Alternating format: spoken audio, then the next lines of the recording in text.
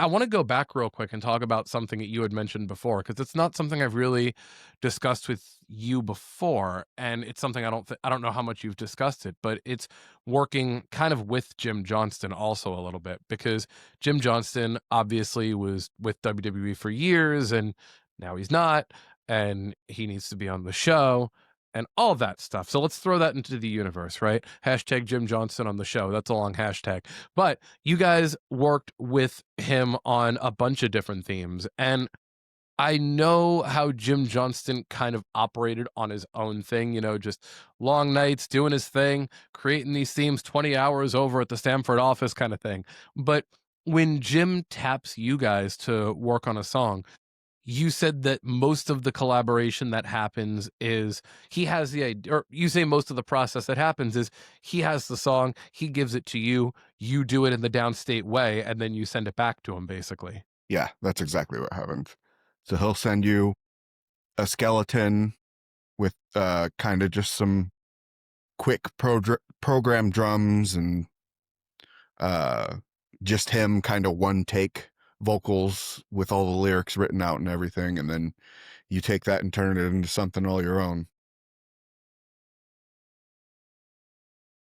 Was there ever an opportunity, or was there ever an opportunity with Jim Johnston where he was like, "Hey, I do have kind of a skeleton, but at the same time, I'd love to do more of a collaboration with you"?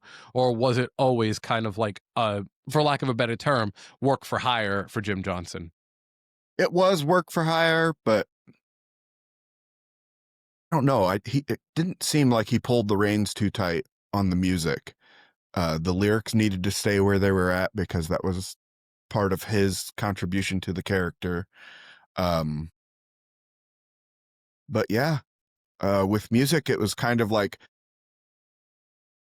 Jim would help us get into his headspace too about, oh, this is a real cerebral character. This guy's a psycho, things like that.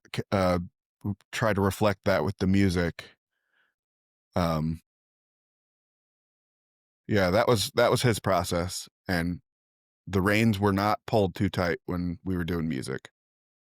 Now, was there time where he would say, "Hey, come out to Stanford and record here," or was it more like, at least at that time, like still fairly remote? Like, hey, he sends it to you. You guys are in your studio back where you guys are, and you're sending it to him, or were you ever in studio with Jim Johnston? So he would contact Sahaj, our producer, and we would, if he was in Florida or California, we would end up going to his house and uh, say it to my face. We were at Sean's Lake and got the call Thursday. We flew out the next day, did the entire song over the weekend, and it debuted on Raw before we were able to get back from the airport. This is probably before you could watch TV on the planes and everything. Yeah. And it's still kind of wonky to do that. But you also have to think about that too. Like, I don't think a lot of people understand how quick a turnaround entrance themes sometimes have. And especially for, when it came to that time frame in WWE too. Mm-hmm. Hey, we need a theme for somebody. Great. Here's Thursday. It needs to be turned around. Here's this. Cool. Monday. Great. No edit notes. Just do this. That's awesome. It was And so fast. what's the fastest one you guys have done? Was it was that one? definitely that one. That's such a crazy one. That's one of those times where it's just like, you know what a song needs to be, you know what an entrance needs to be, and you know what it absolutely does not need to be. And then that's it. Just print and go with that. That's awesome. It's interesting too, because, with someone like Jim, you all of a sudden see what he's done, all the different things that he's put out over the years. And I think I forget what the last theme he did was. I think the last one he actually did was End of Days for Baron Corbin. So it's kind of a nice little bit of synergy there, unintentionally.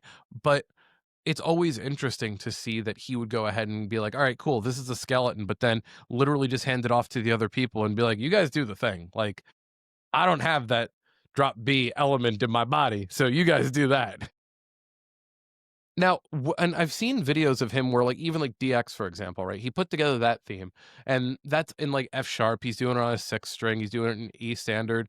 Um, to what degree does he give you the guy, or to what degree do you have the reins to be able to change it to heavier guitars and change the key and things like that? Because I know that you said that he was sending you the lyrics and the melodies and whatnot. Does he tell you, hey, I need it like much lower? Or is it something where, like you said, he gives you, or he gave you the reins at that point and to put it into whatever kind of style the Downstate boys do? I think we just kind of took the approach of ask for forgiveness, not permission. So like when we got I Came to Play, it went down a full step from the demo that he'd sent us. And he never had an issue with it. That's awesome. I do want to hear a Jim Johnston rap of I Came to Play. I do want to hear him doing Sean's part. That's just kind of now knowing that collaboration. I'm just like, Yeah. I want to hear that. I'd have to find it. It's been a long time. But there is recording evidence that Jim Johnston did rap a little bit. Yes. That's awesome. That's going to be one of those ones that gets pulled out of the shadows. It's going to be like, hey, did you know that there's actual recorded evidence of Jim Johnston rapping his version of I Came to Play before Downstait crushed it? Yeah. Yes, sir. That's awesome.